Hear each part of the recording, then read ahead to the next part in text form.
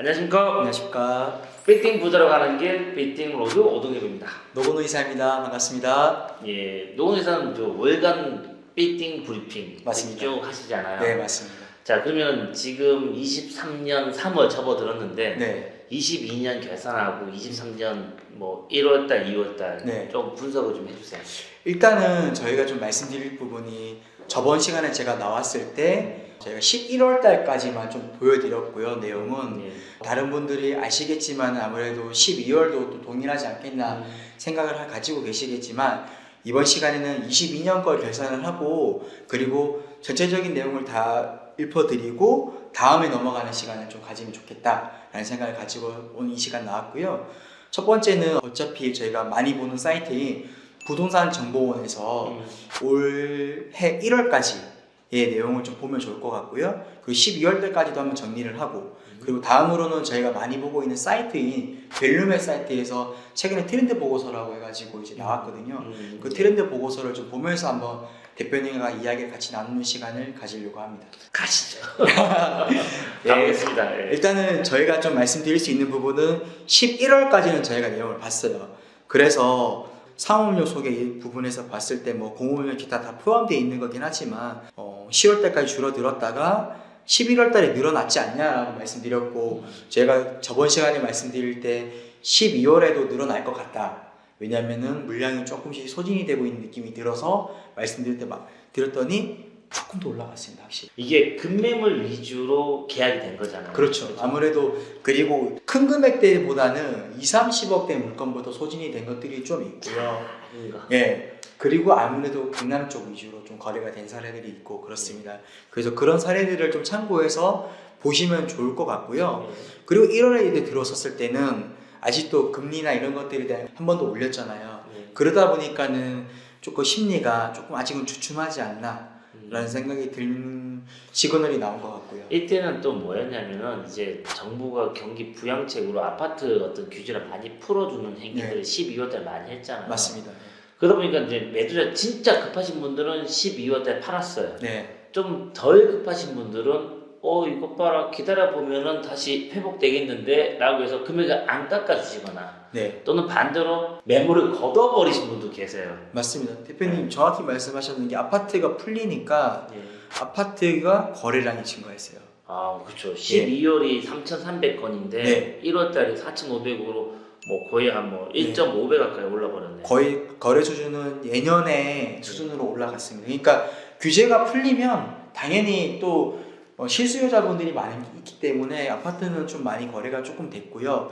대신에 주요 지역에 있는 것들이 좀 많이 거래가 되지 않았나라고 좀 생각을 하고 있습니다. 그래서 이거는 뭐 이따가 뒤에 또 얘기 드리겠지만 지금 이 부동산 원에서는 23년 2월 자료가 없어요. 네. 근데 23년 2월부터 실질적으로 저희가 이제 업을 하고 있으니까 중개업을 하고 있으니까 23년 2월부터 빌딩 거래가 좀 늘어나고 있는 것들을 보고 느끼시죠? 네, 저는 고객분들도 많이 찾고 계시고 사실. 그게 23년 1월 달에 아파트 파신 분들이 그 아파트 대체하는 상품으로 꼬막 빌딩으로 넘어오지 않나 라는 생각도 이 자료 보면은 분명히 드실 수 있는 생각인 것 같아요. 네. 저희가 보고 있는 자료는 서울시 기준입니다. 참고로 혹시나 이제 저희 구독자분들이 보셨을 때 무슨 자료지라고 생각했을 때 서울시에서 용도별로 했을 때 우리가 볼 수 있는 자료를 말씀드린 거고요. 그래서 일단은 거래를 우리가 이제 좀 22년을 정리를 해야 되는 상황이니까 그러면 22년에 어떤 것들이 좀 거래가 됐는지 보시면 좋을 것 같은 게 벨룸앱에서 하는 트렌드 보고서라고 있습니다. 그 트렌드 보고서를 보시면서 한번 판단해 보시면 좋을 것 같습니다. 자, 이 자료는 밸류맵이 그동안 쌓아왔던 이 자료들을 정리하고 통계내서 매 주기마다 발표하는 트렌드 보고서거든요. 네. 이거는 공짜 아닙니다.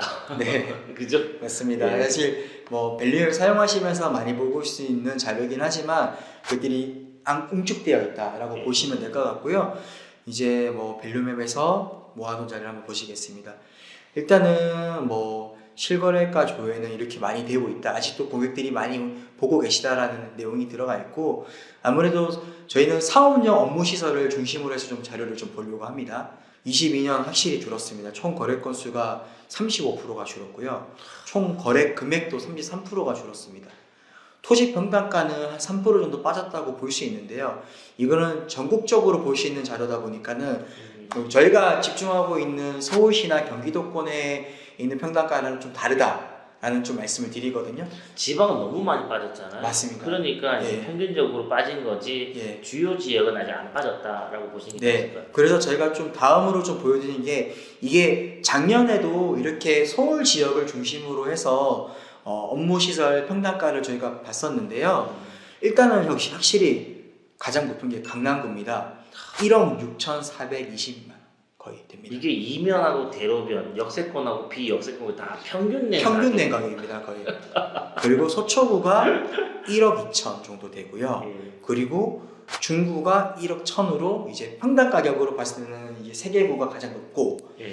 이제 가격 상승률로 봤을 때 이제 가장 고객분들이 예. 아 내가 여기 사야지 오르잖아 하는 지역 역시 대표님 어디실까요? 성동구. 정답입니다. 성동. 역시 성동구가 예. 가파르게 올라서 평당가가 이제 1억이 넘었습니다. 그럼 지금 1억이 넘은 구가 강남구, 서초구, 중구, 성동구 이 네. 네 개의 구는 평당 1억이 넘었네. 맞습니다. 송파구가 거기 못 들어가요. 이제 저는 솔직히 송파보다 네. 성동구가 더 좋아요. 저도 그렇습니다.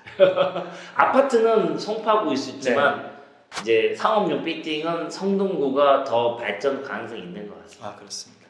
그래서 일단은 성동구가 많이 올랐고 두 번째 오른 게 금천구가 의외로 많이 올랐는데요. 이 부분은 제가 판단할 때는 아무래도 저평가 받았던 지역이다 보니까는 수준이 조금 올라와서 그렇게 되지 않았나 생각이 들고 이게 다른 곳이 너무 많이 오르니까 네. 반사적으로 금천구에 있는 매물이 더 싸게 보이는 거죠, 예전보다. 그렇죠. 맞습니다. 그러니까 이렇게 비싸게 주면 도저히 못 사겠다라고 했는데 갑자기 싼 매물이 금천구도 보이는 이 금액밖에 안 해? 그렇죠. 그전데? 라고 해서 매입하신 분들이 많은 거죠. 이거는 가격 대비 어떤 상대적인 거래 수치라서 예. 예, 참고하고 보셔야 됩니다. 세 번째가 이제 종로구. 종로구가 많이 올랐습니다. 종로구는 왜 올랐을까요? 종로구는 아무래도 이제 거래가 좀 뜸할 지역들이 좀 있었잖아요. 사실 또 코로나 때 우리가 더 위축돼 있던 공간들이 점점 활성화되면서 작년에 그러면서 유동인구가 흘러가고 최근에 종로구 가보면은 사람들이 많이 움직여요, 실제로. 그래서 명동도 그렇고 뭐 중구인 명동도 그렇고 이게 이제 코로나가 좀 정리되면서 네. 이제 관광객도 좀 오고 맞습니다. 그러다 보니까 가라앉아 있던 종로의 주요 상권들이 좀 활발해지면서 진행이 안 됐던 매물들이 소진되면서 가격이 조금 오른 것 같고요. 네네. 예. 그리고 이게 자료가 지금 22년 1년치잖아요. 네. 22년 상반기는 빌딩 시장이 나쁘지 않았거든요. 맞습니다. 하반기에 조금 고꾸라진 거지. 네. 예, 그래서 1년치 평균이니까 여러분들이 생각하시고 있는 개념하고 조금은 다를 수 있습니다. 상반기까지 포함되어 있으니까. 네. 그죠? 자, 그러면 우리가 이제 이 지역에 대한 거 이렇게 많이 올랐던 지역들 있잖아요, 대표님. 그 지역을 좀 살펴보는 시간을 한번 볼게요. 트렌드 보고서에서 봤을 때 아니 자세하게 또 현미경 봐야죠. 현미경 보고 이게 네. 보는 거네. 일반 업무 시설 먼저 트렌드 역시 강남구 1등, 아, 2등 서초구, 3등 마포구, 송동구 검색량 18% 증가. 이게 확실히. 검색량이니까 관심도. 이제 관심도라고 보시면 좋을 네. 것 같아요. 그리고 용산구가 그리고 또 올라왔고 송파구가 확실히 떨어졌어요. 중구나 이런 것들이. 의외인 지역이 하나 있는 게 어디냐면은 우리가 봤을 때 많이 오른 지역이 팔달구. 수원시 팔달구. 네, 맞습니다. 추가적으로 또 올랐던 지역이 역시 평택시가 급상승했습니다. 그 이유는 나중에 조금 더 자료를 보시면서 설명을 드릴 수 있으면 좋을 것 같습니다. 그래서 전체적으로는 확실히 업무 시설은 서울시 중심으로 가고 있는 건 맞고요. 그 다음에 뭐 경기도, 나머지 도시들은 아무래도 집가 상승률이 높지 않기 때문에 투자성으로 봤을 때는 좀 떨어지기 때문에 지방에 계신 분들도 그래서 이쪽으로 많이 올라오지 않았나 라는 생각이 좀 들고 있고요. 그래서 성동구 먼저 좀 말씀을 드리면 확실히 보시면 아시겠지만 성동구가 거래량이 빠지지가 않았어요. 18년부터 계속 100건 정도 이상을 유지를 하고 있는 거고 평당 가격도 계속 올라가고 있고 이렇게. 그러니까 서울 안에서도 네. 성동구가 다른 구에 비해서 거래량이 안 빠졌네요. 맞습니다. 그만큼 수요들이 많았고 다만 9월부터는 확실히 모든 지역이 다 조금 주춤했잖아요. 그렇죠. 그거 영향은 다 받았지만 그래도 평당 가격이 22년 평당 가격이 1억이 넘으면서 뭐 상원 시절이 많이 좋아져 있고 그 중심에는 아무래도 성수동 2가 2가 2와 송송 1가 횡당동 그리고 성정동이 있습니다. 특히 성정동 같은 경우에는 원래 21년에는 10위권 밖에 있었던 동네였거든요. 예. 근데 최근에 고소영 씨가 사시면서 이런 트렌드가 좀 따쳐오면서 관심도가 4위권까지도 그 성동구 쪽에서 올라왔고, 그 특히나 또 성수동에 바로 붙어 있잖아요. 예. 그러다 보니까 수요층이 성수동 쪽 넘어왔다라는 게 밸류맵에서 추정하고 있는 내용입니다. 우리 작년에 성정동에 하나 샀잖아. 조그만 거. 그거 어떻게 될까? 잘 만들어서 좋은 분에게 또 매각할 수 있는 프로젝트를 하셔야죠. 성정동은 앞으로도 괜찮겠지? 저는 5월 되면은 성정동이 또 벚꽃길도 있고 네. 또 카페도 활성화되고 이렇게 되면은 조금 더 좋아지지 않을까. 다만 올라가는 시기에 금리가 올라가면서 조금 영향을 받았던 지역은 맞는 것 같고 교통이 좀 불편한 것 있지만 그래도 맞은편 성수동이 있음으로 인해서 낙수 효과라고 하죠. 그걸 볼 수 있는 지역이라고 저는 생각이 듭니다. 종합적으로 점수를 평가하면은 뭐 마이너스 요인도 있겠지만 플러스 요인이 더 크기 때문에 앞으로 관심을 가지고 좀 보시면 좋을 것 같은 지역이 성정동입니다. 맞습니다. 그래서 성수동은 앞으로도 계속 올라갈 것 같고요. 최근에 가봐도 아직도 진입산업센터들을 계속 짓고 있거든요. 계속 이제 변화가 이어지고 있는 곳이니까 맞아요. 앞으로도 더 좋아질 걸로 보여집니다. 네, 그래서 좀 좋게 보고 있고요. 간단히 좀 봤을 때 아까 말씀드린 수원 팔달구 같은 경우에는 아무래도 이 지역에 원래는 유흥이나 이런 것들이 많았던 지역들, 특히나 인계동 쪽이나 그런 데들이 지금 호텔들이 없어지고 오피스텔이 생기는 상황들이 좀 있고 수원역 같은 경우에도 많은 지금 건축물들이 지어지고 있는 상황이고 하고 개발도 하고 있거든요. 그런 것들 맞물려 가지고 좀 수요들이 많이 몰리지 않았나라는 생각이 좀 들었던 부분들이 있습니다. 그리고 다음으로 보여드릴 거는 평택시입니다. 평택시도 마찬가지로 삼성이나 이런 업체들이 기업들이 인근으로 해가지고 단지를 형성하고 만들면서 그런 수요들이 좀 능가났고 또 아직도 평택은 계속 그런 미군 부대 이전에 이런 것들 관련해서 영향을 받고 있기 때문에 계속 도시가 계속 만져지고 있는 상황이거든요. 그러다 보니까는 좀 늘어난 것 같은데 그런 것들을 좀 감안해서 보시면 좋을 것 같고요. 네, 그래서 저희가 지금 주목하는 지역들이 조금 나와 있는 것들은 있고요. 다음으로 좀 말씀드릴 거는 아무래도 우리가 거래가 좀 작년에 많이 있었을 때 트렌드가 신축이나 리모델링 쪽이 많이 있었기 때문에 단독 건물이나 다가구 건물들이 많이 거래가 됐었잖아요. 그렇죠. 뭐 철거해서 신축하거나 네. 또는 기존의 건물을 리모델링하거나 네, 이런 어떤 매수 목적을 가지고 매입을 많이 하셨으니까 단독 주택이나 다가구도 분명히 볼 필요가 있죠. 네. 그래서 좀 보여드리면 일단은 단독 건물들도 거래량은 좀 많이 줄어들긴 합니다, 사실은. 근데 재밌는 거는 일단은 저희가 좀 내려오면 서울 쪽을 중심적으로 좀 봤을 때 거래량이 많아요. 그러니까 강남구도 관심도가 많이 증가했고, 그러니까 트렌드입니다, 사실은. 이것도 검색이죠. 네, 검색 검색입니다. 트렌드. 예. 뭐 마포구도 그렇고 서초구도 그렇고 용산구는 조금 떨어진 것 같지만 관심도는 올라갔고, 그래서 전체적으로 이제 이 서울이라는 도시 안에 건물이 노후화들이 많이 되어 있고 또 우리가 상업용 부동산 시장들이 확장되면서 그러면서 우리가 임차 수요들이 많이 증가했잖아요. 그렇죠. 그런 것들 대비했을 때 수요들이 많이 증가하지 않았나, 그런 것들이 관심도가 늘어난 걸로 비춰지는 걸로 보여집니다.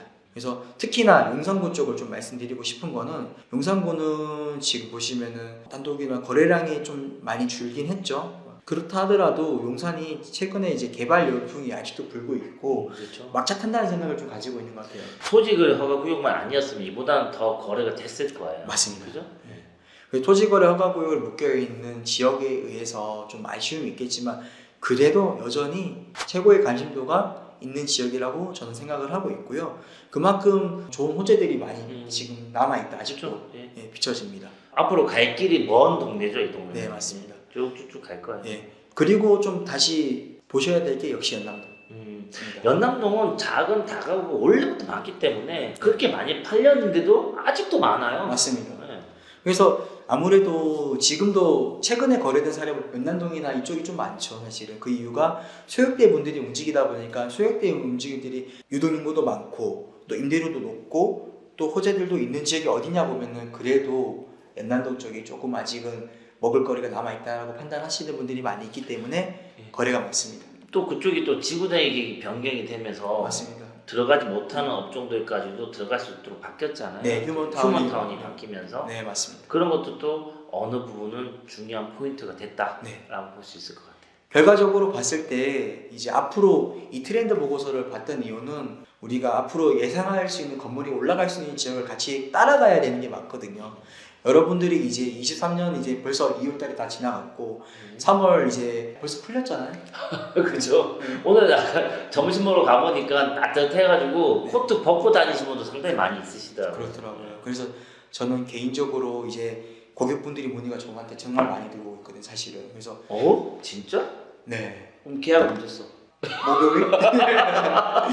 이렇게 지금 저희가 준비하는 것들이 좀 있습니다. 실제로 고객분들 뭐 저 아시는 분들은 저한테 연락 주신 대표님들이나 사모님들은 아실 거예요.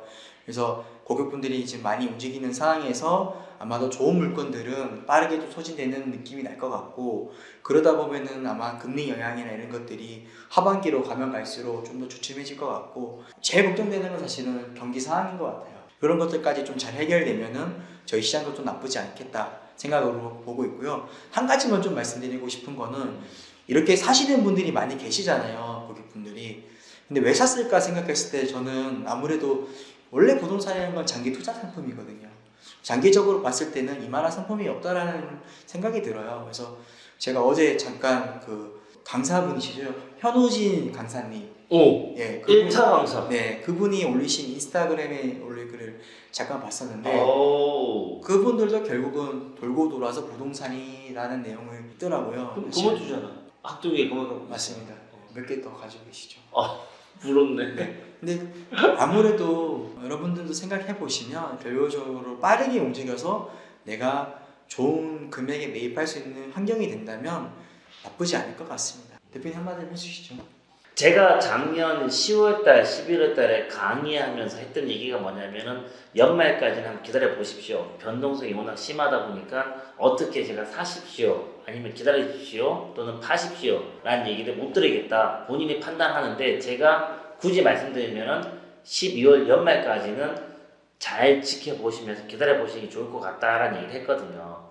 물론 그 사이에 금매물을 사신 분도 계시지만, 이제는 2월, 3월 지나서 날씨가 좀 따뜻해지면, 솔직히 날씨가 따뜻해지면 꼬마 피팅은 잘 팔리는 시기거든요. 네. 왜냐면 밖에 많이 나오실 거 아닙니까? 그러면 길거리 많이 다니면은 꼬마 피팅, 즉 로드샵의 이 분위기는 달라지거든요. 네. 그래서 4월, 5월, 6월이 원래부터 피팅 거래가 많은 달이었어요.